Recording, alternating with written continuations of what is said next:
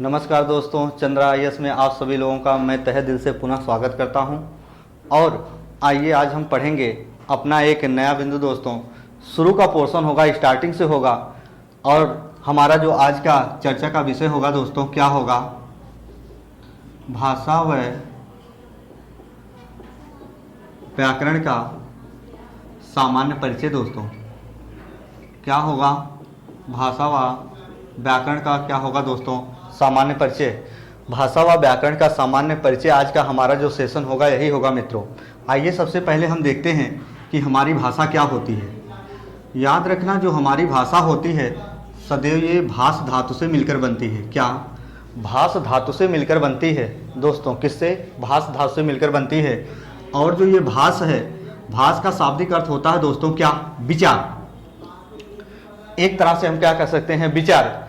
तो विचार ना कहकर हम और बढ़ा चढ़ाकर कह देंगे, यानी विचार प्रकट करना। क्या दोस्तों, विचार प्रकट करना। भास का शाब्दिक अर्थ ये होगा विचार प्रकट करना। विचार का मतलब ये होगा मित्रों कि आपके मन में क्या चल रहा है, मेरे मन में क्या चल रहा है, वो क्या होगा, विचार। पर आपके मन में जो चल रहा है, मेरे मन में जो चल रहा है, जब वही विचार अपने ध्वनि के माध्यम से एक दूसरे के सामने अपने मुख से सदैव अव्यक्त कर देंगे, ध्वनियों के माध्यम से वही विचारों को अव्यक्त कर देंगे सदैव, तब वो विचार नहीं होगा। तब वो विचार नहीं होगा दोस्तों, तब वो क्या हो जाएगी, ध्वनि हो जाएगी मित्रों। क्या हो जाएगी, ध्वनि हो जाएगी। पर जब तक वही विचार आपके मानस पटल में चल रहा, मेरे मानस पटल में चल रहा है, जब तक एक दूसरे के सामने अपनी ध्वनियों के माध्यम से अव्यक्त नहीं करेंगे मित्रों, तब तक वो क्या होगा दोस्तों, विचार होगा। तब तक वो क्या होगा, विचार होगा। आइए देखते हैं और क्या। लेकिन ये जो भास है ये क्या है, हमारी एक धातु है। जो हमारी भाषा है भास धातु से बनी है, और भास धातु का नाम लेते ही हमारे मानस पटल पर आ जाना चाहिए एक किस भाषा का शब्द है दोस्तों, मूल भाषा का शब्द है। मूल भाषा का शब्द है। और मूल भाषा कहीं ना कहीं एक जिक्र दे देती है दोस्तों। मूल भाषा किसे कहा जाता है दोस्तों, संस्कृत को कहा जाता है। किसे कहा जाता है मित्रों, संस्कृत को कहा जाता है। मूल भाषा का शब्द किसे कहा जाता है, संस्कृत को, यानी आदि जननी भी कहीं कहीं जिक्र होता है। यानी आदि जननी भी किसे कहा जाता है, संस्कृत को मित्रों। किसे कहा जाता है, संस्कृत को। अब हम देखेंगे हमारे मित्र सदैव संशय में हो जाते हैं, पर ये संस्कृत है क्या चीज़, संस्कृत आई कैसे। हम थोड़ा और दूर चलते हैं, इससे चीज़ें समझते चलेंगे मित्रों। क्या ये जो हमारी संस्कृत है कैसे आई या है क्या। याद रखना दोस्त, करोड़ों वर्ष पहले जब हमारी पृथ्वी पर दोस्तों मानव की उत्पत्ति हुई। क्या, पुनः बातों का दोहरान कर रहा हूं दोस्तों, सुनिएगा। क्या, करोड़ों वर्ष पहले जब इस पृथ्वी पर मानव की उत्पत्ति हुई, तो सदैव जब मानव की उत्पत्ति हुई तो उन्हीं मानव का नाम क्या था दोस्तों, आदि मानव। क्या दोस्त नाम था, आदि मानव। और आदि मानव के ही नाम पर इनकी जो मुख्य भाषा रखी गई थी दोस्तों, इनकी मुख्य भाषा क्या थी, आदिम थी। याद रखना, आदि मानव की मुख्य भाषा क्या थी दोस्तों, आदिम थी। लेकिन कहीं ना कहीं इनको हम आदि मानव अगर ना कहें, तो जब करोड़ों वर्ष पहले हमारी पृथ्वी की उत्पत्ति हुई थी, तो वहां, यानी हमारा कहने का अर्थ यह है, जब करोड़ों वर्ष पहले इस पृथ्वी पर मानव की उत्पत्ति हुई थी, तो उनको आदि मानव ना कहकर हम कहीं ना कहीं दोस्तों कह सकते हैं वो हमारे पूर्वज थे। यानी करोड़ों वर्ष पहले जब इस पृथ्वी पर मानव की उत्पत्ति हुई, तो उनको आदि मानव ना कहकर हम ये भी कह सकते हैं क्या, कि वो हमारे पूर्वज थे मित्रों। क्या थे, पूर्वज थे। तो लेकिन जैसे इनकी संख्या इस पृथ्वी पर बढ़ती गई, तो ये कई गुट बना लिए। और सदैव इनको पेट भरने के लिए, इनको पानी पीने के लिए, सदैव जब इनको प्यास लगती थी, यानी भूख को मिटाने के लिए, तब इतने अनाज वगैरह उपलब्ध नहीं थे, खेती बाड़ी इतनी नहीं होती थी, पर पेट पालने के लिए ये जंगलों का किनारा कसने लगे, जंगलों का दोस्तों किनारा कसने लगे। और जब प्यास लगी तो ये नदियों का किनारा कसने लगे। क्यों? क्योंकि आज के डेट में जो हैंड पंप, नलकूप वगैरह हैं उपस्थित, पर उस जमाने में नहीं थे, आज करोड़ों वर्ष पहले नहीं थे। तो जब इनको प्यास लगती थी तो प्यास को बुझाने के लिए दोस्तों नदियों का किनारा कसने लगे। तो जब इनकी संख्या धीरे धीरे बढ़ती चली गई, तो ये कई गुट में इधर उधर क्या हो गए दोस्तों, निकलने लगे। तो कुछ हमारे जो पूर्वज थे यानी आदिमानव थे, कुछ दक्षिण भारत की तरफ निकले, कुछ पूर्व की तरफ निकले, कुछ पश्चिमी भारत की तरफ निकले, कहीं उत्तरी भारत की तरफ निकले। तो जब ये हर तरीके से इधर उधर उधर उधर फैलते चले गए तो यहां से दोस्तों 3 भाषा निकल के आती है, याद रखना। एक आर्य भाषा इनके द्वारा निकल के आती है, एक सामी भाषा निकल के आती है मित्रों, क्या सामी भाषा। एक क्या आती है मित्रों, तुरानी भाषा। क्या आती है मित्रों, तुरानी भाषा। 3 भाषा इनके द्वारा निकल के आती है। कब? जब ये कई टुकड़ों में, कई विखंडनों में टूटकर दूर दूर दक्षिण भारत या पूर्वी भारत या उत्तरी भारत की तरफ जाते हैं, 3 भाषा वहां से निकल के आती है, आर्य भाषा, सामी भाषा और क्या मित्रों, तुरानी भाषा। आइए देखते हैं इसके आगे ये क्या हुआ, इसके आगे क्या हुआ मित्र। लेकिन याद रखना जैसे जैसे ये बढ़ते चले गए, जैसे जैसे आगे चले गए, तो ये जो लोग हमारे पूर्वज यानी आदि मानव थे, कुछ लोग आर्य भाषा का प्रयोग करते थे। तो आर्य भाषा का जो प्रयोग करते थे मित्र, उन्हीं आर्य भाषा के नाम पर उन्हीं को क्या कहा जाने लगा, आर्य लोग। क्या कहा जाने लगा दोस्तों, आर्य लोग कहा जाने लगा। याद रखिएगा क्या कहा जाने लगा, आर्य। क्या आर्य भाषा जो प्रयोग करते थे उन्हीं को आर्य लोग कहा जाने लगा। क्या दोस्तों, आर्य लोग कहा जाने लगा। पर याद रखना जब ये सिंधु नदी का किनारा कसते कसते कसते कसते अपने इंडिया में पहुंच गए दोस्त। क्या सिंधु नदी का किनारा कसते कसते अपने इंडिया में पहुंच गए, क्या इंडिया में यानी भारत में पहुंचने लगे ये आर्य लोग। सिंधु नदी का किनारा कसते कसते दोस्तों सबसे पहले कहाँ आए, भारत में आए। जब ये भारत में आए दोस्तों, सबसे पहले इन्होंने संस्कृत भाषा बोलना स्टार्ट किया। जब ये भारत में सबसे पहले आए आर्य लोग, तो संस्कृत भाषा का विकल्प का चयन किए, यानी संस्कृत भाषा बोलना स्टार्ट किए। तो याद रखना अगर एग्जाम में पूछा जाए, जब आर्य लोग हमारे भारत में प्रवेश किए, यानी उस समय भारत का प्राचीनतम नाम क्या था मित्रों, तो उस समय क्या था, आर्यावर्त। क्या था मित्रों, आर्यावर्त। जैसे ही आर्य हमारे यहाँ इंडिया में प्रवेश किए, उस समय भारत का प्राचीनतम नाम क्या था दोस्तों, आर्यावर्त था। अब सुनिएगा, यहां से हम और चीज आगे चलते हैं। क्या देखेगा मित्रों, क्या तो हमारी जो मूल भाषा का शब्द हम यहां से कोरिलेट कर रहे हैं, संस्कृत। तो ये जो संस्कृत थी, याद रखिएगा दोस्तों, संस्कृत थी। तो संस्कृत सबसे पहले अगर बोला जाए कि इंडिया में किसके द्वारा बोला गया, तो जब इंडिया में आर्य लोग प्रवेश किए तो आर्य लोगों के ही द्वारा बोला गया है संस्कृत। तो याद रखिएगा जब आर्य लोग आए हैं इंडिया में, संस्कृत बोलने लगे अपने भारत में, तो वहां से 2 भाषा निकल के आरंभ में आती है मित्रों। उनके ही द्वारा दो भाषा का आरंभ होता है। एक क्या दोस्तों, आप लोगों को पता होगा खूब अच्छे से, क्या एक वैदिक संस्कृत और एक क्या दोस्तों, लौकिक संस्कृत। एक वैदिक संस्कृत, एक क्या मित्रों, लौकिक संस्कृत। याद रखना एक वैदिक संस्कृत आती है, एक लौकिक संस्कृत आता है। लेकिन हमारा कहने का आस ये जो ये वैदिक संस्कृत था, ये अपने आप में टप थी। तो इसमें क्या लिखे गए थे, वेद,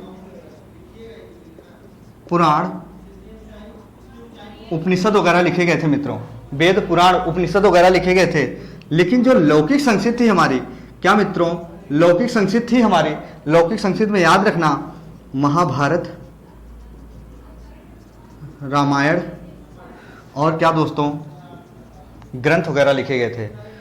वैदिक संस्कृत में वेद, पुराण, उपनिषद वगैरह लिखे गए थे, लेकिन लौकिक संस्कृत में महाभारत, रामायण, ग्रंथ वगैरह लिखे गए थे। याद दोस्तों, याद रखना।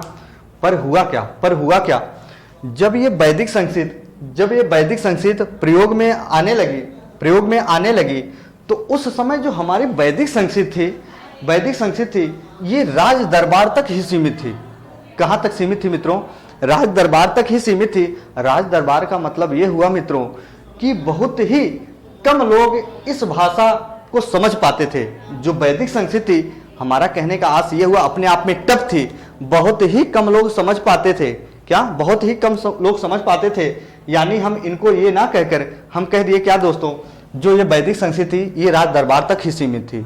यानी जन सामान्य लोग इस भाषा का विकल्प का चयन नहीं कर पाते थे। यानी जन सामान्य लोगों के समझ में ये भाषा नहीं आती थी।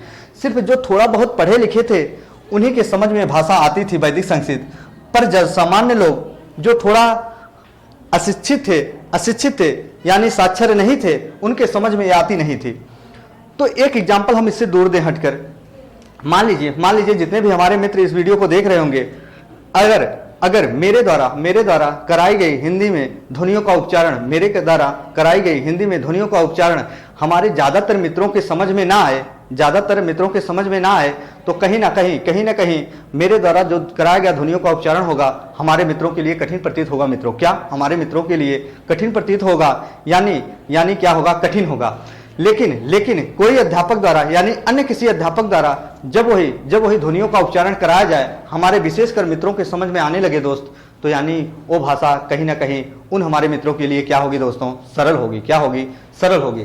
तो जब ये हमारी वैदिक संस्कृत थी, ये भाषा अपने आप में जन सामान्य के लोगों के लिए टफ थी, तो ये भाषा अपने आप को यही विराम दे देती दोस्तों। क्या विराम दे देती, इस भाषा का विकास नहीं हो पाता मित्रों। पर यहाँ देखना, ये जो लौकिक संस्कृत है, लौकिक संस्कृत ये लोगों को उच्चारण करने में पढ़ने में सरल लगे, तो लौकिक संस्कृत के आगे जैसे ही गए तो यहाँ एक भाषा आई निकल के, क्या दोस्तों, पाली। कौन सी भाषा निकल के आती है, पाली भाषा निकल के आती है मित्रों। आप लोगों को पता होगा कि हमारी जो पाली भाषा है वो बौद्ध धर्म की भाषा है। पाली भाषा कौन से धर्म की दोस्तों भाषा है, बौद्ध धर्म की।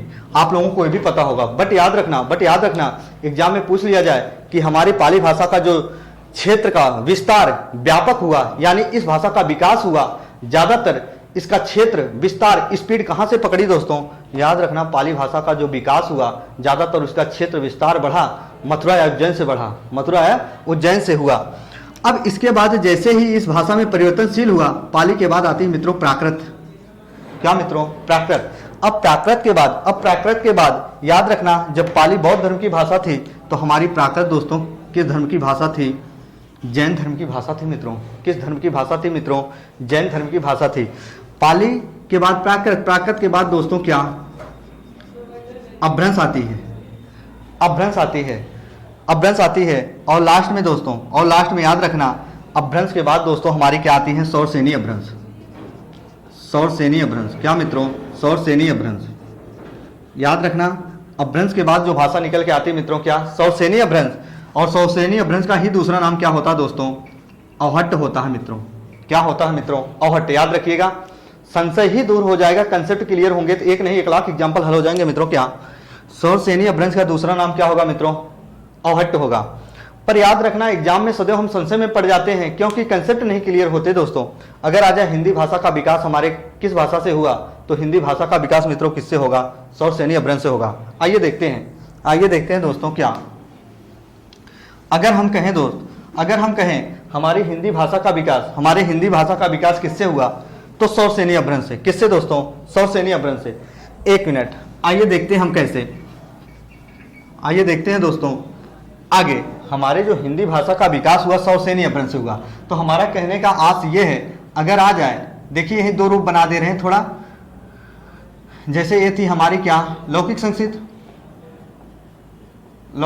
थी, तो लौकिक संस्कृत जब परत दर परत परिवर्तन हुई तो यहाँ से पाली आई। पाली के बाद क्या आया दोस्तों, प्राकृत आया। प्राकृत के बाद हमारा क्या आया, अपभ्रंश आया। क्या आया, अपभ्रंश आया।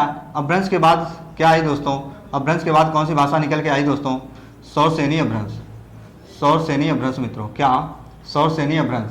और सौरसेनी अपभ्रंश का ही दूसरा नाम क्या होता है मित्रों, अवहट्ट होता है। याद रखिएगा, अवहट्ट होता है दोस्तों। सौरसेनी अपभ्रंश का दूसरा नाम क्या होगा दोस्तों, अवहट्ट होगा।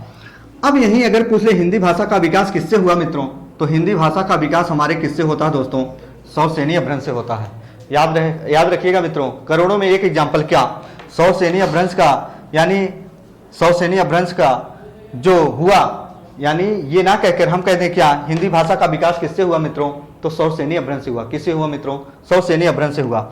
लेकिन कई बार हम जब एग्जाम में बैठते हैं मित्रों, तो वहां संशय में पड़ जाते हैं। याद रखिएगा, कंसेप्ट सीखिएगा। प्रश्न ये आया हुआ रूप, यही था प्रश्न, क्या, कि हिंदी भाषा का विकास किससे हुआ। वहां ऑप्शन में भी था संस्कृत, फिर था दोस्तों अपभ्रंश, फिर था दोस्तों सौरसेनी अपभ्रंश। सौरसेनी अपभ्रंश, क्या, सौरसेनी अपभ्रंश। फिर था दोस्तों क्या, इनमें से सभी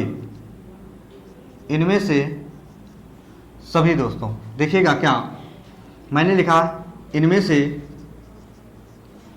से सभी। याद रखिएगा, जब ऑप्शन ऐसे आ जाए, सभी के सभी ऐसे सही लगे, तो उस कंडीशन में क्या करना है, तो हिंदी भाषा का विकास किससे हुआ, यानी सौरसेनी हिंदी भाषा का विकास किससे हुआ? शौरसेनी अपभ्रंश से। तो याद रखना दोस्त, अगर पूछे हमारी भाषा कैसी है तो हमारी भाषा हमेशा याद करिएगा कि हमारी जो भाषा है वो दोस्तों कैसी है? परिवर्तनशील है मित्रों। कैसी है? परिवर्तनशील है। हमारी भाषा कैसी है मित्रों? परिवर्तनशील है दोस्तों। कैसी है? परिवर्तनशील है हमारी भाषा। अब देखिएगा, ऐसे ही ऑप्शन देगा संस्कृत अपभ्रंश, शौरसेनी अपभ्रंश, इनमें से कोई नहीं। पूछेगा हिंदी भाषा का विकास किससे हुआ? तो शौरसेनी। लेकिन जब आपको ऑप्शन सदैव ऐसे ही लगे, सब के सब सही लगे, उस कंडीशन में क्या करोगे? सबसे पहले हम देखेंगे मित्रों क्या कि हिंदी भाषा हमारे किस परिवर्तनशील भाषा के सबसे करीब पड़ेगी मित्रों? किस परिवर्तनशील भाषा के करीब पड़ेगी? शौरसेनी। तो सबसे पहले हम किस विकल्प का चयन कर ले जाएंगे? शौरसेनी। लेकिन याद रखना, जब शौरसेनी ना हो, अब सुनिएगा सभी मित्र, जब शौरसेनी अपभ्रंश ना हो, यहां हम दे दिए प्राकृत। अब सुनिएगा, तो संशय में मत पड़िएगा।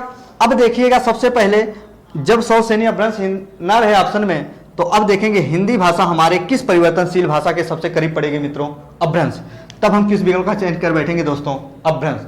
अब सुनिएगा, जब अपभ्रंश भी ना हो मित्रों, जब अपभ्रंश भी ना हो मित्रों, सदैव यहां दे दिए पाली। हम यहां दे दिए पाली मित्रों। याद रखिएगा, अब दूर दूर तक भूल कर भी ये मत कहिएगा कि सर जी बता दिए हिंदी भाषा के सबसे करीब कौन सी है? शौरसेनी। शौरसेनी नहीं है तो अपभ्रंश, अपभ्रंश नहीं रहेगा तो प्राकृत। नहीं दोस्तों, नहीं, दूर दूर तक मत सोचना।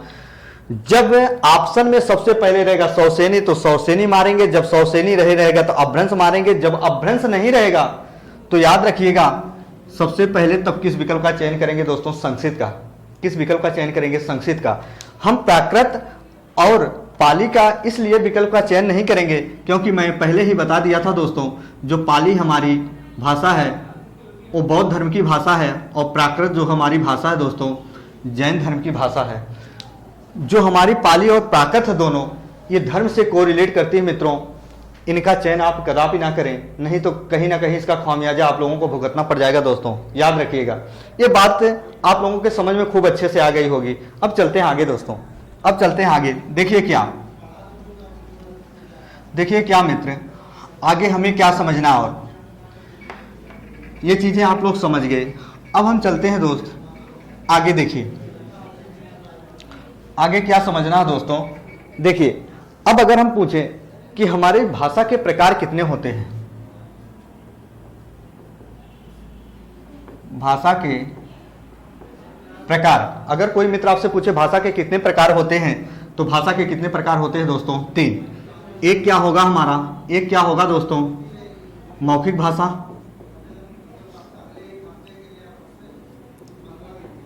मौखिक भाषा। दूसरा दोस्तों क्या? लिखित भाषा। और तीसरा क्या मित्रों? सांकेतिक भाषा। सांकेतिक भाषा। भाषा के 3 प्रकार मित्रों, मौखिक भाषा, लिखित भाषा, सांकेतिक भाषा। अब हम पूछे मित्रों सभी से कि सबसे सरल भाषा हमारी कौन सी होगी इनमें से? तो सबसे सरल भाषा हमारी कौन सी होगी दोस्तों? मौखिक भाषा। मौखिक भाषा हमारे लिए क्या होगी दोस्तों? सबसे सरल होगी। और सबसे कठिन भाषा हमारी कौन सी होगी दोस्तों? सांकेतिक। अगर कोई पूछे, ज्यादातर हमारे सभी जितने भी पुलिस उपनिरीक्षक की तैयारी करने वाले मित्र हैं, ध्यान से सुनेंगे, ये प्रश्न पूछा जाता है। दूर दूर तक नहीं जिक्र होता पुस्तक में, बट पूछ लिया जाता है, हम 1-2 नंबर खो के चले जाते हैं मित्रों। तो सभी के लिए बहुत ही इंपॉर्टेंट होगा, चाहे यूपी टेट हो, सुपर टेट हो, एडेड हो, यानी बीएड एंट्रेंस एग्जाम हो, स्कूल व्याख्याता भर्ती परीक्षा हो, पुलिस एसआई हो, यानी यूपीपी हो, हर प्रकार के यूपी ट्रिपल एससी के एग्जाम में ही पूछे जाते हैं सदैव। जहां भी हिंदी व्याकरण का पोर्शन होगा हर जगह पूछा जाएगा। तो सबसे सरल भाषा हमारी मौखिक भाषा, सबसे कठिन भाषा कौन सी होती है दोस्तों? सांकेतिक भाषा। पर याद रखना दोस्तों, जो हमारी लिखित भाषा होती है हमारे लिए, ये सबसे सरल भी होगी और क्या होगी मित्रों? सबसे कठिन भी होगी। जो हमारी लिखित भाषा होगी हमारे लिए सरल भी होगी और क्या होगी मित्रों? कठिन भी होगी। आइए देखते हैं आगे देखते हैं क्या है दोस्तों। याद रखना, जो हमारी ये मौखिक भाषा है सबसे सरल भाषा क्यों लगी? जो हमारी मौखिक भाषा है हमारे लिए सबसे सरल ये भाषा क्यों है? आप लोगों को पता है क्या? और पता भी होगा। जैसे मान लीजिए दोस्तों, जैसे मान लीजिए हम सभी लोग इस चंद्रा आईएएस की ऑफलाइन कक्षा में सभी लोग 150 मित्र उपस्थित हो, 150 मित्र उपस्थित हो, बट अगर आप सभी लोगों के सामने मैं कहूं दोस्त, आप सभी लोगों को होली की बहुत बहुत ढेरों सारी बधाइयां, तो जितने भी हमारे मित्र मेरे द्वारा कराए गए ध्वनियों के उच्चारण समझ में आ जाएंगे। मेरे द्वारा जो ध्वनियों का उच्चारण कराया गया, यदि सभी मित्र समझ गए कि मेरा मित्र कहना क्या चाह रहा है, तो ही भाषा क्या होती सरल। अगर ना समझ पाए हो तो दूसरे तौर पर मैं एग्जाम्पल दे रहा हूं। क्या? यानी अगर हम कहीं इंटरव्यू वगैरह में जाते हैं, इंटरव्यू वगैरह में जब जाते हैं हम, सदैव जो एग्जामिनर होता है सामने वाला, सदैव कुछ जब हमसे सवाल जवाब करता है तो उसकी जो ध्वनि मेरे कानों में आती है, लेकिन कब? जब मैं सुनने योग्य रहूंगा तब। तो सुनकर जो वही जवाब दूंगा, वहां पेन और पुस्तक उठाने की जरूरत नहीं होगी मित्रों।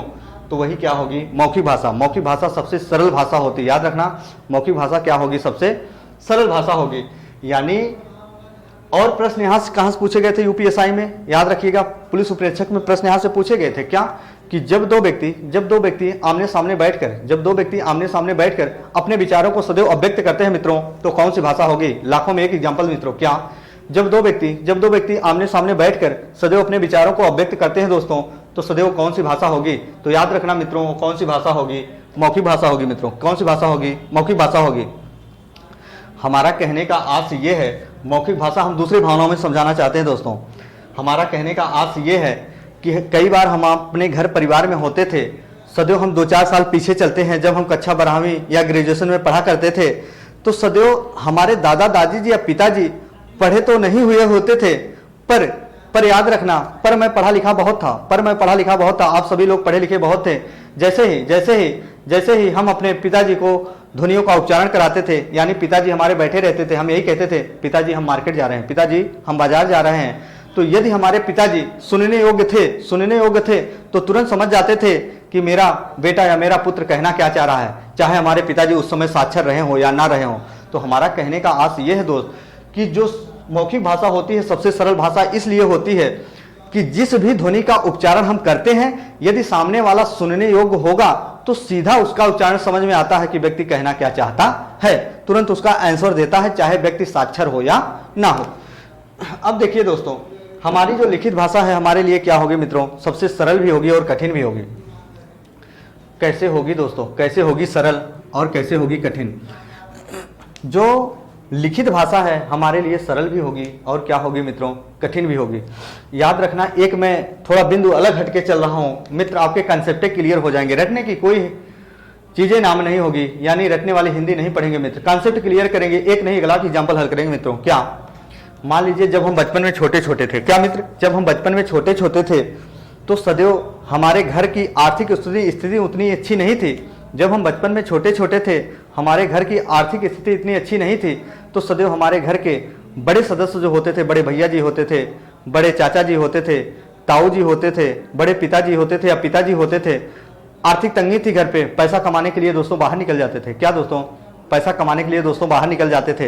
याद रखना जब हम बचपन में छोटे थे, हमारे भैया जी, हमारे पिताजी या हमारे दादाजी बाहर पैसे कमाने चले जाते थे, पर उस समय हाल चाल लेने के लिए दोस्तों मोबाइल फोन नहीं हुआ करते थे। तो लेकिन उस समय हमारा कहने का आश ये है, दूरसंचार या तार का माध्यम नहीं हुआ करता था मित्रों। क्या? दूरसंचार या तार का माध्यम नहीं हुआ करता था, पर उस समय दोस्तों चिट्ठी या पत्र लिखे जाते थे मित्रों। क्या? चिट्ठी या पत्र लिखे जाते थे। सदैव कब लिखे जाते थे? जब दूरसंचार या तार का माध्यम नहीं हुआ करता था मित्र। क्या? दूरसंचार या तार का माध्यम नहीं हुआ करता था।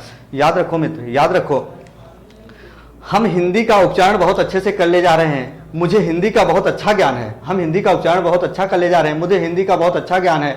हम हमारे परिवार में सभी लोग हिंदी खूब जान रहे हैं, पर याद रखना वही जब हमारे दादाजी या बड़े पिताजी, बड़े भैया जी सदैव जब उनके पास टेलीफोन या तार का माध्यम नहीं हुआ करता था, जब वहां से खत लिखते थे, तो सदैव जब वहां से हिंदी भाषा में लिखते थे, क्या?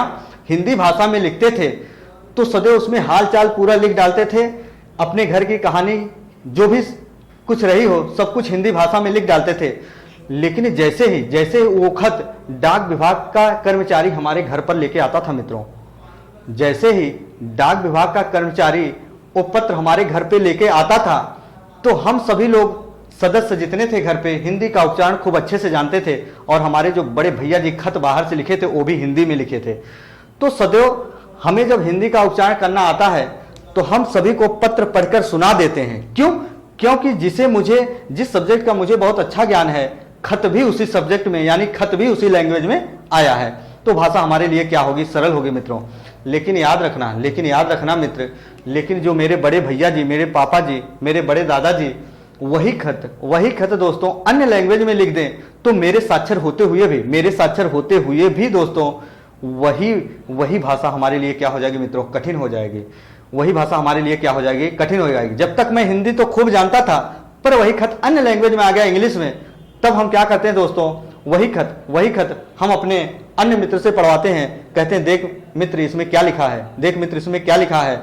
मुझे हिंदी का उच्चारण खूब अच्छे से आता था, पर इंग्लिश का नहीं आता था। जैसे ही खत अन्य लैंग्वेज में आया, तो वही भाषा हमारे लिए क्या हो गई मित्रों? कठिन हो गई। याद रखना, ये भाषा हमारे लिए क्या होती है? दोनों होती है, सरल भी होगी और कठिन भी होगी।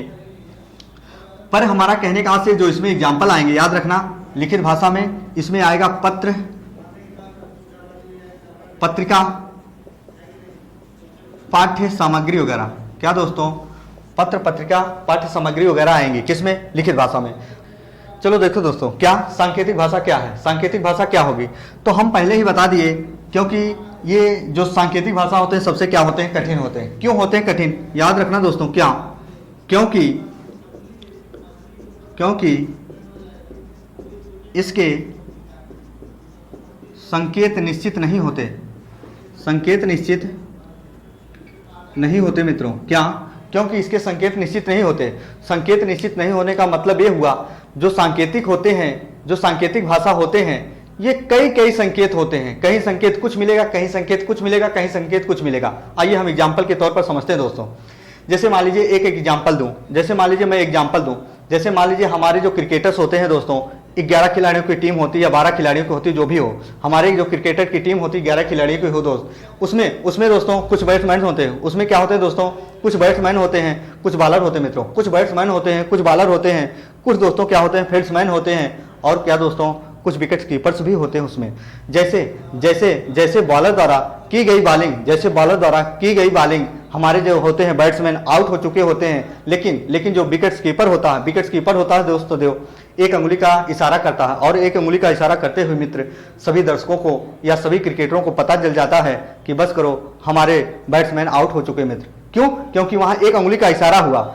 वहां जो बैट्समैन होता है या जो बॉलर होता है या जो विकेट कीपर होते हैं सदैव, वो एक अंगुली का इशारा करते हैं, पर चिल्लाते नहीं भैया आउट हो गया, भैया आउट हो गए, नहीं, एक अंगुली का इशारा करते हैं। सारे दर्शकों को पता चल जाता है, करोड़ों दर्शकों को पता चल जाता है, बस करो हमारे बैट्समैन आउट हो चुके। एक बात। अब दूसरी एग्जांपल हम देने जा रहे हैं मित्र, याद रखिएगा। कई बार हमारे घर परिवार में क्या होता, दोस्तों, मान लीजिए मेरा कोई मित्र हो दोस्तों, मान लीजिए उसका नाम सोहन हो, और वो खेलने जाना हो, मित्र, हमारा कोई मित्र हुआ, सदैव उसको खेलने जाना हो, पर उसे बड़े भैया या बड़ी भाभी या बड़े पिताजी या मम्मी जी से सदैव बहुत डर लगता है, उसको घर पर डांट पड़ती है। तो मैंने सोहन से कहा, सोहन घर पे बताने की कोई जरूरत नहीं, तो सोहन का काम कैसे निकालना है, उसको खेलने जरूर जाना है मित्र। तो हम सोहन से यही कहे, घर पे नहीं पता चलना चाहिए मित्र। याद रखना, हम सोहन से यही कहे, मित्र जब आप अपने घर में रहिएगा, मैं मान लीजिए 4 बजे आऊंगा, जब खेलने चलना है 4 बजे आऊंगा, और घर के आपके पीछे सदैव खिड़की के पीछे जब मैं 3 बार ताली का आवाज दूंगा दोस्त, तो आप समझ जाना कि आपका दोस्त आ चुका और खेलने चलना है। तो 3 बार जैसे ही ताली का आवाज दिए दोस्त, तो मेरा मित्र सोहन घर से बाहर निकल गया। अब घर पर उसके मम्मी पापा, भैया भाभी, दादा दादी बेशक बैठे हों, अब उनको क्या पता मित्रों कि 3 बार ताली का आवाज देते ही मेरा बेटा बाहर निकल जाएगा दोस्तों। क्या अब उनके घर वालों को क्या पता कि सोहन 3 बार ताली का आवाज देते ही घर से बाहर निकल जाएगा? अब व्यक्ति के साक्षर होते हुए भी ये भाषा नहीं समझ में आएगी। सांकेतिक भाषा इसीलिए कठिन होती है, और उसके लिए सरल होगी जिसके लिए इस संकेत बताए जाएंगे दोस्तों, उसके लिए सरल होगी, और उसके लिए कठिन होगी जिसको संकेत कदापि नहीं मालूम है मित्रों। आ जाओ दूसरे पॉइंट पर ले चलते हैं। प्रश्न क्या पूछा था पुलिस उपनिरीक्षक में इसमें, कि जब एक पुलिस विभाग का कर्मचारी सदैव विसिल का प्रयोग करता है मित्रों, क्या जब एक पुलिस विभाग का कर्मचारी सदैव विसिल का प्रयोग करता है, वो कौन सी भाषा होगी दोस्तों? याद रखना, वो भी कौन सी भाषा होगी मित्रों? सांकेतिक भाषा। कई बार पूछा गया सदैव गाड़ियों का हॉर्न क्या होगा मित्रों, गाड़ियों का हॉर्न भी क्या होगा मित्रों, सांकेतिक भाषा। हमारा कहने का आस ये है, जब हम कई बार हाईवे पे चल रहे होते हैं या कहीं जाम लग जाता है, सदैव हमारे पीछे अन्य गाड़ियां या मोटर्स होते हैं, सदैव हॉर्न का प्रयोग करते हैं। जरूरी नहीं भैया चिल्लाते हैं भैया साइड हो जाओ, नहीं, हॉर्न का मतलब संकेत हुआ भैया मुझे जल्दी, मुझे जाने दीजिए। याद रखो, कई बार हम यात्रा कर रहे होते हैं अपनी बाइक से, अपनी कार से, चौक मिल जाते हैं, आप लोगों ने देखा होगा पुलिस विभाग का कर्मचारी जो होता सदैव ऐसे एक हाथ दिखाता है मित्र, क्या ऐसे एक हाथ दिखाता है, उसका मतलब ये हुआ कि आप मित्र वहीं रुक जाइए, इधर के आवागमन अभी क्या है दोस्तों, बंद है, इधर के आवागमन अभी क्या है मित्रों, बंद है। तो सदैव संकेत करता है कि मित्र अभी इधर मत आइए, मित्र इधर अभी इधर मत आइए। तो सदैव वो भी क्या होगा, सांकेतिक भाषा। कई बार हम ट्रेवल कर चुके होते हैं या यात्रा कर रहे होते मित्र, सदैव वहां हमें यात्रा करते समय ऐसे कुछ पत्थर के निशान दिखाई देते हैं जिसको माइल स्टोन कहा जाता है दोस्तों, माइल स्टोन, और उस पर ऐसे एरो के चिन्ह लगे होते हैं, क्या उस पर ऐसे एरो के चिन्ह लगे होते हैं, ये भी हमें संकेत करते हैं भैया इधर जाके दाएं मुड़िएगा, इधर जाके दाएं मुड़िएगा तो आप इस रोड पर पहुंच जाओगे, या इधर बाएं मुड़िएगा, इधर बाएं जाकर मुड़िएगा तो आप उस रोड पर पहुंच जाओगे। ये भी सभी के सभी सिग्नल वगैरह भी क्या होंगे, हमारे सांकेतिक भाषा के होंगे। याद रखना, ये भी आया है कि चिड़ियों का चहचहाना सदैव कौन सी भाषा होगी, चिड़ियों का चहचहाना भी दोस्तों क्या होगा, सांकेतिक भाषा होंगे, क्या होंगे, सांकेतिक भाषा। अब आइए देखते हैं आगे, अब आइए देखते हैं आगे क्या होगा मित्रों, क्या आगे हम देखते हैं इसमें और कुछ विशेष तथ्य दोस्त। क्या हमारे भाषा के कुछ विशेष तथ्य होते हैं मित्र, क्या भाषा के कुछ विशेष तथ्य। एक होती है दोस्तों क्या, बोली, एक होती दोस्तों बोली, एक होती है भाषा, एक होती दोस्तों मातृभाषा, एक होती है मातृभाषा, एक होती दोस्तों राजभाषा, और एक होती क्या दोस्तों, राष्ट्रभाषा। क्या होती मित्रों, राष्ट्रभाषा। याद रखना, भाषा के कुछ विशेष तत्व होते हैं, एक होती बोली, एक होती भाषा, एक होती मातृभाषा, एक होती राजभाषा, एक होती मित्रों क्या, राष्ट्रभाषा। आइए देखते हैं बोली क्या होती है। बोली का मतलब ये हुआ दोस्त, बोली का मतलब ये हुआ आंचलिकता के प्रभाव के कारण जो आसपास से जो वहां की क्षेत्रीय बोलियां उत्पन्न होती हैं उसी को क्या कहा जाता है दोस्तों, बोली। आंचलिकता के प्रभाव के कारण जहां आप रहते हैं आसपास से जो भाषा उत्पन्न होती है, यानी जो आंचलिकता के प्रभाव के कारण जो ध्वनि का हम प्रयोग करते हैं, जो वहां प्रयोग किए जाते हैं सदैव, वही क्या होती है, बोली। तो लेकिन जो ये बोली होती है इसका क्षेत्र क्या होता है मित्रों, इसका क्षेत्र क्या होता है, सीमित होता है। क्या होता है, सीमित। लेकिन इसी बोली का जो क्षेत्र सीमित है, जब यही व्यापक रूप पकड़ ले, क्या मित्रों, व्यापक रूप पकड़ ले, यानी विस्तार इसका बढ़ता चला जाए मित्रों, तब वो बोली नहीं हो जाएगी, तब वो क्या हो जाएगी, भाषा हो जाएगी। तब वो क्या हो जाएगी मित्रों, भाषा हो जाएगी। आइए देखते हैं मातृभाषा क्या होगी दोस्तों। मातृभाषा कोई हमारे मित्र जो हमारे मित्र नहीं जान पाएंगे वो चीजें समझ ले, यही कंसेप्ट क्लियर कर ले, है कुछ नहीं मित्र।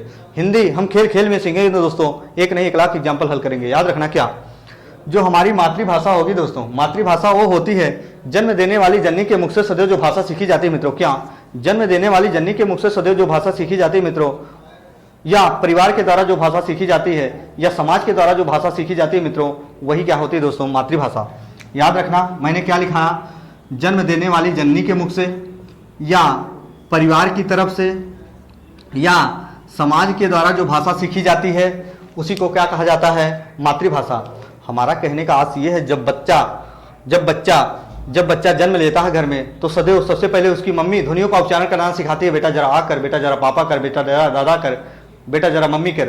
तो सबसे पहले जन्म देने वाली जननी के मुख से सदैव जो भाषा सीखी जाएगी। जब बच्चा बड़ा होगा मित्रों तो सदैव परिवार का माहौल देखेगा, उस प्रकार अपने लैंग्वेज में प्रयोग करेगा, यानी परिवर्तन लाएगा। फिर बाहर निकलेगा, समाज की दृष्टिकोण से वो अपने लैंग्वेज में परिवर्तन लाएगा।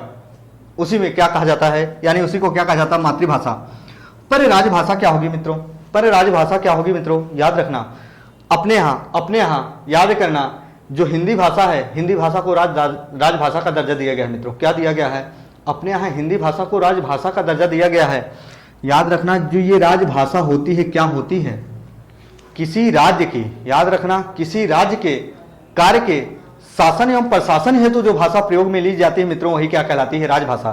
किसी राज्य के कार्य के शासन एवं प्रशासन हेतु प्रयोग में जो भाषा ली जाएगी उसी को क्या कहा जाता है? राजभाषा। याद रखना, हमारे यहाँ हिंदी भाषा को ही राजभाषा का दर्जा दिया गया है। पर अगर हम संवैधानिक दृष्टिकोण से बात करें, संवैधानिक दृष्टिकोण से बात करें मित्रों, तो अनुसूची 8 में 22 भाषाओं का उल्लेख है मित्रों। अनुसूची 8 में 22 भाषाओं का उल्लेख है। उनमें से एक भाषा हमारी हिंदी भी है दोस्तों। उनमें से एक भाषा हमारी क्या है मित्रों? हिंदी भी है। और याद करना, अगर पूछ ले राजभाषा का दर्जा भाग कितने में दिया गया दोस्तों, तो भाग 17 में हमारे हिंदी भाषा को मित्रों राजभाषा का दर्जा दिया गया। क्या मित्रों? भाग 17 में हमारे हिंदी भाषा को राजभाषा का दर्जा दिया गया।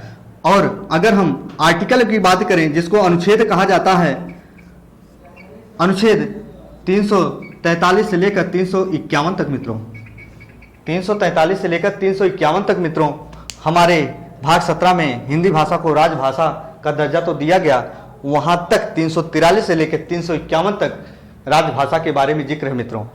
आइए देखते हैं राष्ट्रभाषा क्या होगी।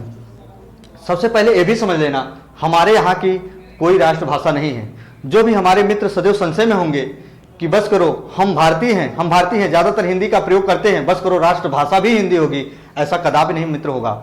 भूलकर भी मत ऑप्शन का चयन करिएगा, इसका खामियाजा दोस्तों गलत भुगतना पड़ जाएगा, 1 नंबर तर्ज कर जाएंगे। क्या हमारे यहाँ की अगर कोई पूछे राष्ट्रभाषा क्या है, तो राष्ट्रभाषा हमारे यहाँ का कोई जिक्र नहीं, राष्ट्रभाषा नहीं है।